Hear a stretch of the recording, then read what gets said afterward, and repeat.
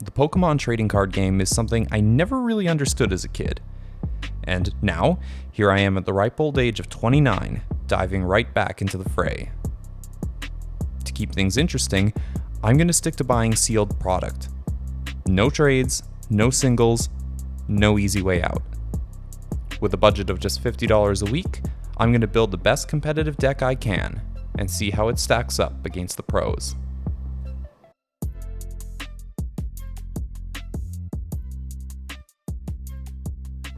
Another week, another scramble for some usable cards. Except, not really. Not this time anyway. See, we finally got something that'll take the randomness out of our weekly purchases, at least for now, and give us a really solid boost to our deck's viability, more than probably opening 100 packs ever could. See, I love it when developers of a card game show some love and reprint useful cards in some sort of package. For example, I remember when I was playing Yu-Gi-Oh! Ages ago, when they first started rolling out structure decks, not like the starter decks like the Yu-Gi and Kaiba thing, no. When they were rolling out structure decks based around a particular archetype, like fire monsters, for example, water monsters, machines, that kind of thing. When they first started rolling those out, I was suddenly able to get my hands on cards that were ridiculously difficult to pull. And for the first time, I was actually able to compete at locals without getting instantly annihilated, because I didn't have those staple cards that everyone else did. I mean, it was a big deal, especially back in the early days of Yu-Gi-Oh! When you weren't guaranteed like a super shiny, great holofoil card, and there wasn't a lot of support for different archetypes, right? Something like a Dark Hole or a Raigeki was an ultra rare, and your chances of pulling them out of the very expensive packs of Yu-Gi-Oh! Cards at the time was nuts. Ditto for Mystical Space Typhoon, Premature Burial, you name it, right? But suddenly, you could get those reprinted as commons in the structure decks, and, you got a lot of great cards that would go along with the strategy for that particular archetype as well. Perfect example for me was grabbing the zombie structure deck at the time. It gave me access to things like, I think, Mystical Space Typhoon, Call of the Haunted, Premature Burial, and Book of Life, which was absolutely fantastic.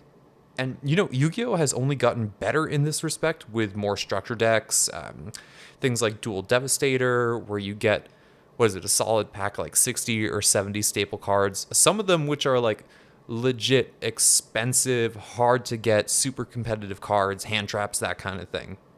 And then you have those gold tins and like premium packs, which are full of like crazy rare and useful cards that are reprinted pretty much with the focus for like the competitive community, right? Now, the Pokemon TCG is getting better at this. The Zacian and Zamazenta theme decks, for example, are a marked improvement over the Galar starter decks, in that they actually give you access to some staple cards like Quickball, Metal Saucer, Professor's Research, that kind of thing. And the release of the League Battle decks has been a godsend. I mean, if we had to start the series with a Galar starter deck, we would have been in for a major grind. Props to my boy FatMoose, by the way, in his sealed-only Pokemon series, because he started, I believe, with a pair of Kyogre-themed decks from Cosmic Eclipse, and had to work crazy hard to whip it into competitive shape. Lucky me, I got to start with Pikarom, which was like the best deck in format for quite a while. And they were ridiculously generous with the cards they reprinted. I mean, it's nuts. Getting 4 Jirachi and a Tapu Koko Prison Star, 2 Pikarom, like, absolutely nuts. And now we've got access to the Trainer's Toolkit, which contains, I think, 2 copies of nearly every relevant staple card for the 2020 to 2021 format. This thing would be a steal at $100, but oh my lord, it can be had for as little as $35. Like, that is crazy good value. Just 2 cards I can think of off the top of my head that come in the package. You have those 2 promo arts of the Dedenne.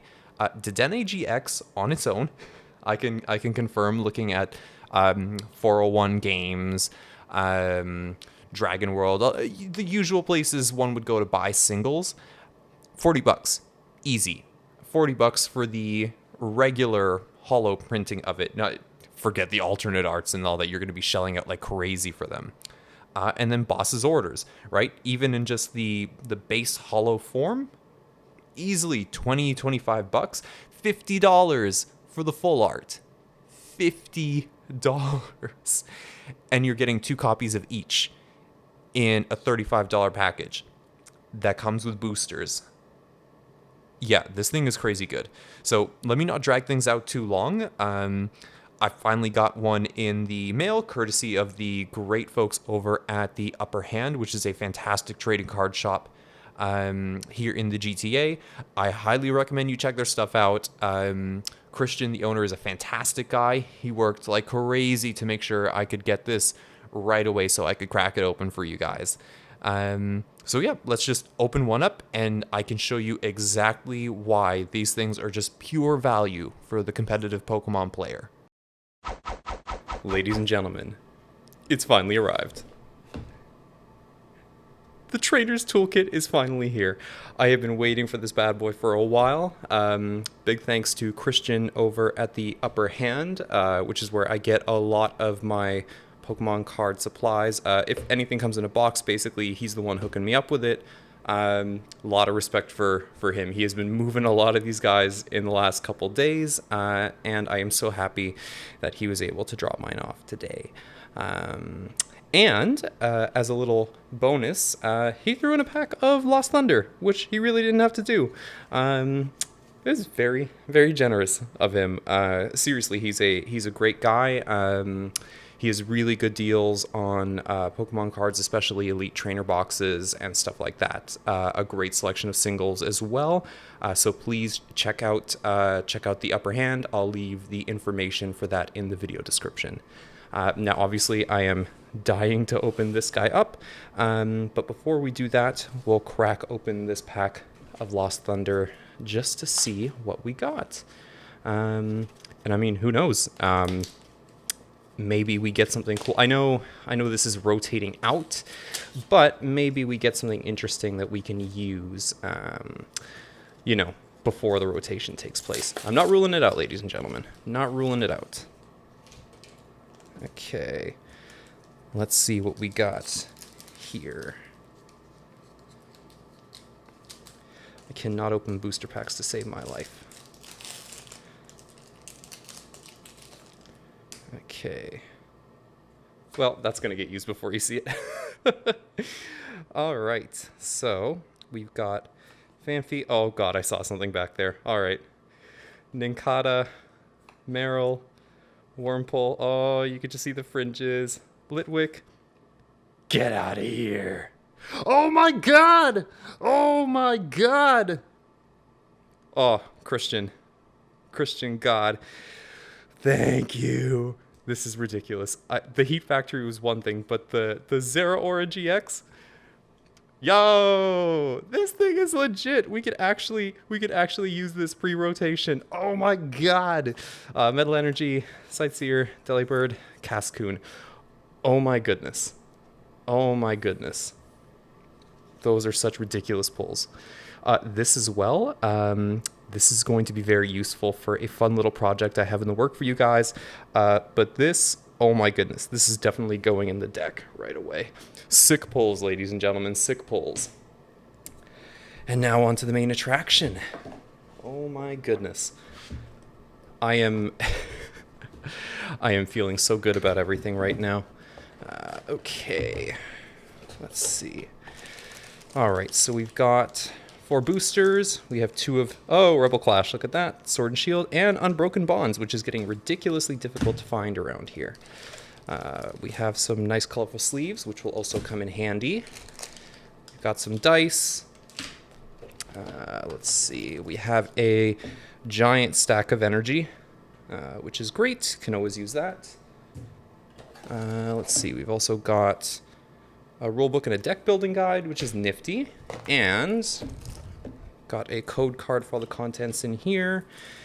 And we also have, oh, look at that, our nice selection of some pretty pro cards over here. The Dedenne in particular is great value. I believe there's 2 of them in here, actually. So you know what? Let's just crack this open. I know That's really what we want to have a look at. There is some stuff in here, guys, that's going to take our Pikarom deck to the next level. I mean, like really some great staples that are going to help us take the deck from like a 6 out of 10 to like a 9. Okay, so yes, we get two copies of Dedenne GX, which is fantastic. Nice alternate artwork as well. It's so adorable. That's going to be a huge consistency boost for the deck. Let's see what else we get. A little bit of tape stuck to the cards. Okay, so we get Mallow and Lana. Got 2 of those. I think most of these are a 2-up. Boss's Orders, Pokegear, Quickball, Fire Crystal, Rare Candy, Energy Spinner, Switch, Tool Scrapper. Oh, we got so many of those. Metal Saucer, Speed Lightning Energy. There we go. We definitely needed those. Welder, Reset Stamp, Ordinary Rod, Pokemon Com, Marnie. Hey, there we go. This is really nice. It's a great draw supporter in a way, and a great way to frustrate your opponent as well. Let's see. Air Balloon, Turf Field. It's whatever. Vitality Band. Meh. Giant Hearth, Twin Energy, Greens. If we're playing a fire deck, that's really good. No Tool Scrapper. Oh, Aurora Energy. Okay. That could be useful. That could be useful if we decide to play some non-electrics in there. Professor's Research, Welder, Evolution Incense, another Speed Lightning Energy. There we go. Reset Stamp, Fire Crystal, another Boss's Orders. There we go. Another Marnie, Rare Candy. Anything else in here? Switch, Ordinary Rod. Yeah, so that's pretty much everything. We got 2 of basically all these great trainer cards for me. Obviously, the Speed Lightning Energy and the Boss's Orders are particularly good. But the extra Quick Balls, for example, the Marnies, those are going to be really good. The Reset Stamps might be nice as well. But, you know, wow, just so much good stuff in there for the deck. I will be very happy to throw these all in and try them out online. Okay, guys, let's see what's in these booster packs here. I'm going to save the Unbroken Bonds for last. If we can pull something else like the Zero Aura here, I will be over the moon. Let's see if our luck bears out. Get that code card out of there. Okay, I don't see any fancy borders, so nothing crazy there. Got Pikachu, Galarian Meowth, Sizzlipede, Wooloo, Grookey, Reverse Hollow Quickball, that's nice. Whimsicott, Metal Energy, Pokemon Catcher, Haunter, Vitality Band, Pikachu. So what was our... Oh, the Whimsicott was the rare. Okay, yeah, not the worst pack in the world. The extra Quickball is really nice. You know, hey, it's a great collection we have of them now. Let's see. Oh, that's weird. Okay, let's try our next Rebel Clash here. Get that code card and that piece of oil out of the way. Let's see what we got. Oh god, don't we have so many of these already? Honedge, Timpole, Vullaby, Galarian Cursula, Toxel, Reverse Hollow Squovit, Garbodor for the rare, oh jeez, Water Energy, Luxio, another Dracloak for the collection, and Bronzong. So nothing really to write home about. Let's open up this next pack. Getting tricky to open. These packs of Rebel Clash. Okay. Get you out of there. There goes our code card. And let's see what we got. Grubbin, Electabuzz, got so many of those too. Natu, another Honedge, Impidimp, Reverse Hollow Durant. Oh, Hollow Ice Cube. Not really useful to us, but cool. Okay, I'll take it. Dark Energy, Lombre, Hawlucha, Indeedee, back to the front. Okay. Okay, so, you know, not that great. I mean, I can't complain about those, but let's see. Maybe... Oh, God, I just cannot open these today. Maybe Unbroken Bonds here will give us something interesting. I can't really complain. Pulling that Zero Aura GX was more than enough. Okay. So we got Carvana, Togepi, we got Esper, Squirtle, Rhyhorn, Reverse Hollow Wooper. What's a ground? Poliwrath for the rare. Okay. Lightning Energy, usable. Chateau Moraine. Okay. Frogadier, Carvana. So, nothing really to write home about there. I mean, ultimately, those are some sick pulls. These are fantastic additions, and there is so much in here that we can use to really give our Pikarom deck a boost. So, let me get what I can sleeved up. I'm going to get the code cards scanned in, and if I don't melt from the crazy heat, I'll jump right on and play some games. Okay, so that was quite the boost. Let's just have a quick look at the deck here, and you can see right off the bat that we've made some pretty major changes. Obviously, the boss's orders and the Dedenes are going in there, which is fantastic because in the first case, we had literally 0 gusting ability before, so now we can pull vulnerable Pokemon off of the bench, and in the latter case, we suddenly have really crazy draw power, right? If we have one of these and a pretty trash hand, we can toss that hand and refresh it, seeing, 6 new cards. That is fantastic. We've also bumped our Marnie count up to 4. Marnie is super great for disruption. It's also handy to get you out of a bad hand and maybe set yourself up for the next turn. And, in a way, it works sort of like a reset stamp in that it can kind of cut our opponent's hand size down as well. At least down to 4 cards, which is better than, the 8 or 9 they may be stacking up in there. We've also upped our speed lightning energy count to 3, which is fantastic, and will add some much needed draw power and bump our energy count as well, which is great. Our Quickball count is also up to 4 as well, which helps to add a bit of consistency. It searches pretty much everything in the deck because we're only playing basics here, and the discard is always fantastic for Tapu Koko Prism to Star, so there you go.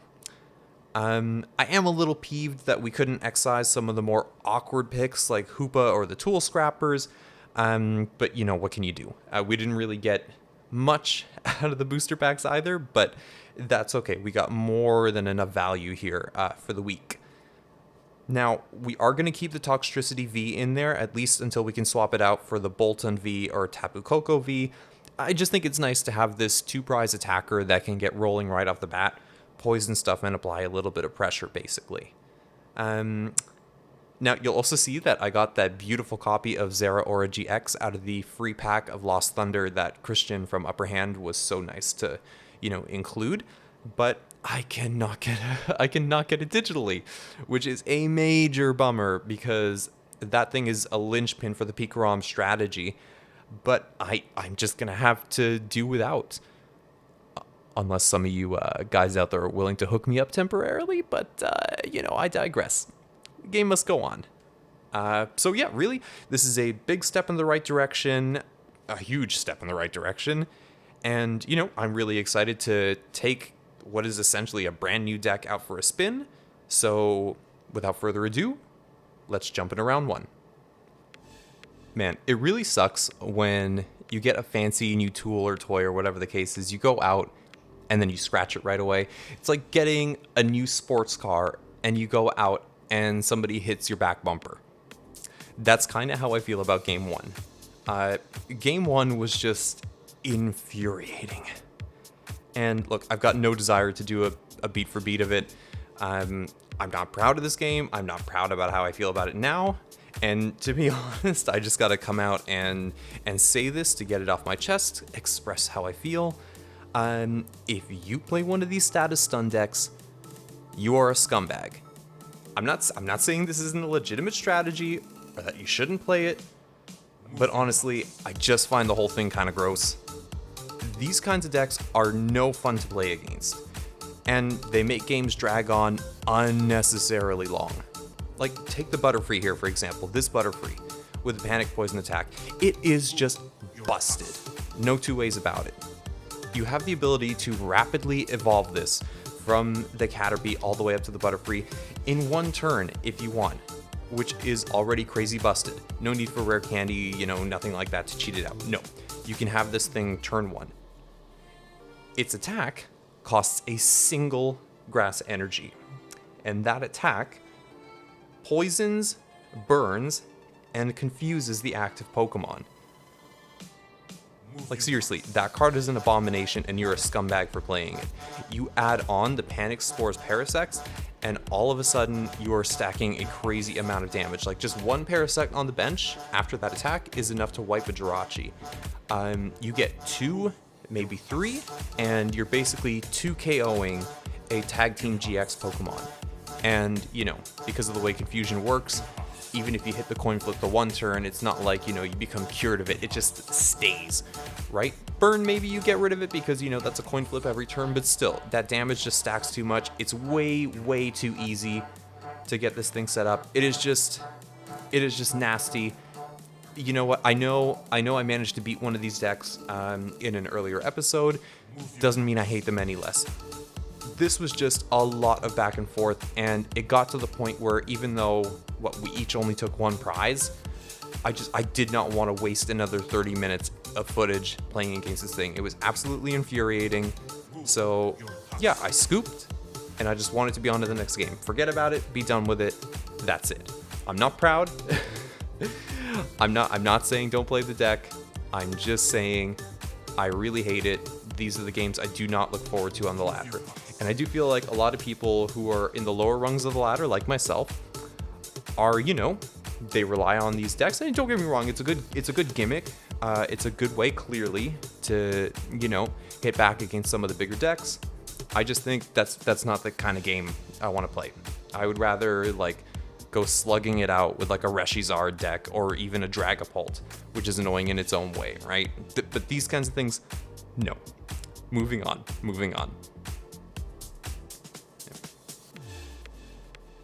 Game 2 was also something of a frustrating match, but for an entirely different reason. My opponent was actually playing a very interesting take on a lightning deck. From what I saw, the basic strategy was to spread damage counters onto your team through a combination of Pincurchin V and the non-V line of Toxtricity. And you basically use that to line up some key knockouts later on. Annoying, but unlike Butterfree and the associated Bosch, you know, Cryogonal and Dustox, item lock, that kind of thing, this deck actually leaves you a little bit of room to play the game. So right off the bat, we don't start well. I have Tapu Koko Prism Star in the active, and I'm basically forced to bench the Raichus and just pass. Next turn, I'm able to search out a Dedenne and get a few more resources in hand, but not much to write home about either. They get their Toxtricity into play and do some splash damage with Poison Shout. On my turn, I put Toxtricity V into the active and use Dance of the Ancients to start powering up the Raichus. Then, I use Boss's Orders to yank the Pincurchin V from the bench in order to start stacking some poison damage on it with Toxtricity V's Poison Jab. Now, I'd never seen this card before, and I realized very quickly, this thing has an ability which is basically a counterattack, and it can hit you for up to a maximum of 90 damage, based on the way that the coin flips work out. This first time, it gets me for 60. Then, on their turn, they just decide to slap down the Koga's Trap and pass turn, which is like, yay, more status. God, I hate status. I really, really hate status. So anyway, I grabbed 2 Pikarom with Electromagnetic Radar, and I foolishly placed them both on the bench. This was a bad idea in hindsight because it basically exposes a Pikarom to unnecessary damage.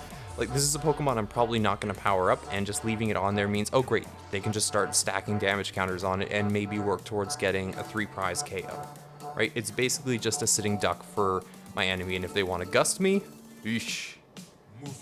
So anyway, I throw down another Dedenne just to see some fresh cards and to continue powering up my bench. I decide to chance using Poison Jab through the confusion, and I am able to get through and sting the Pincurchin while dodging all 3 coin flips with a counterattack. They don't have much on their end, so they just pass turn, and I decide to bring in Pikarom and go for the Marnie, which thankfully gets me the necessary Speed Lightning energy. I go for a full blitz while getting stung by the counterattack, but still, you know, I grab 2 prizes, which is nice, and then my opponent dances around for a bit, powering up another Pincurchin on their bench, before switching it in to smash my Pikarom, which puts me behind in the prize race.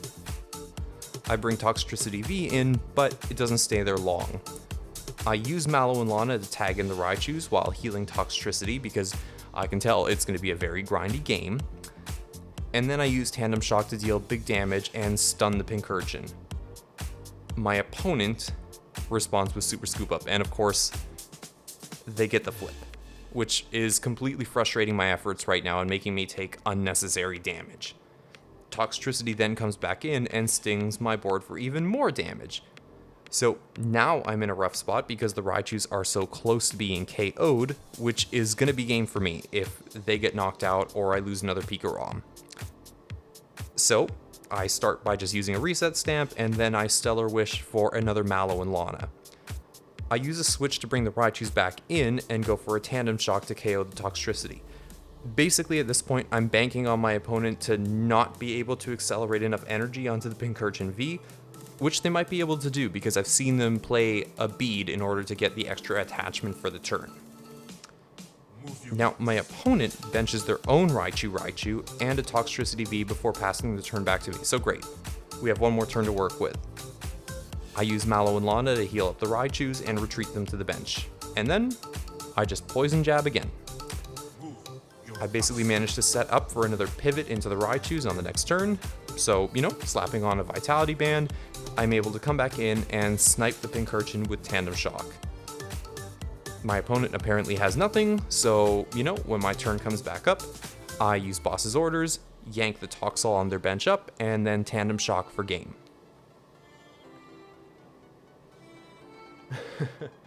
Let me reiterate, I don't mind innovative strategies. I really like what my opponent did here with the, damage counter spreading electricity deck. Really cool, really cool. You are still a scumbag if you play Butterfree. And game 3 was surprisingly quick. I see my opponent is playing Dragapult based on the Dreepy that they lead with, and I decide to throw out a Jirachi on the active. Pretty quickly, I'm able to fetch Toxtricity V, Pikarom, and Dedenne, which sets me up for the Dede change. I get Toxtricity V powered up and decide to pass it back. My opponent drops an Oricorio GX onto the bench, most likely expecting me to KO the Dreepy or the Dracloak if they manage to evolve it, and then they also drop a Gengar and Mimikyu GX, which I know can hit for a lot of damage if I've got a lot of item cards in hand, which I usually do. Now, a good opportunity comes up because I've got Boss's Orders, and I'm looking at that Oricorio. I don't want to let my opponent start, generating a lot of extra draws, so I yank it out with Boss's Orders and hit it with Poison Jab. Again, just hit, apply poison, apply pressure, rinse, repeat. My opponent probably realizes they're in a little bit of trouble, that they're going to fall behind in the prize race pretty quick, so they start to dig with a Quickball, and apparently they don't find anything good that they can use, so they scoop. Okay, everybody, so that's it for week 4. Not a bad run, if you forget about game 1. I'm definitely happy to have the extra tools on hand, and I will be very, very keen to expand upon this new foundation that we've set in the next couple weeks. It really feels like we're playing with a brand new deck. I think anybody getting back into the game or just picking it up, even if you were to grab one of the Galar starters and just one of these trainer toolboxes, I think that collection of really useful staple cards, all the consistency options they throw in there, that will put you miles ahead of anybody just building off of boosters. I think it'll let you get into the game pretty quickly, understand the fundamental mechanics of competitive play, like gusting, switching, draw support, search. Everything you need is there to really build a solid, viable, consistent deck right off the bat. It really is crazy value for what you're paying for it. You pick up 2 and a structure deck or one of these league battle decks, you're rolling. You're really, really rolling. I am tempted to pick up another one myself. So anyway, before I go and blow another, well, not blow, total value, but before I go and drop another 35 on these, I am going to get out of here. I'll leave you guys with that for the week. And, check back next time. We'll be cracking open some more packs. We'll be looking for a Bolton V and a few other fun things. And as always, we will be playing more Pokemon. So until then, guys, take it easy.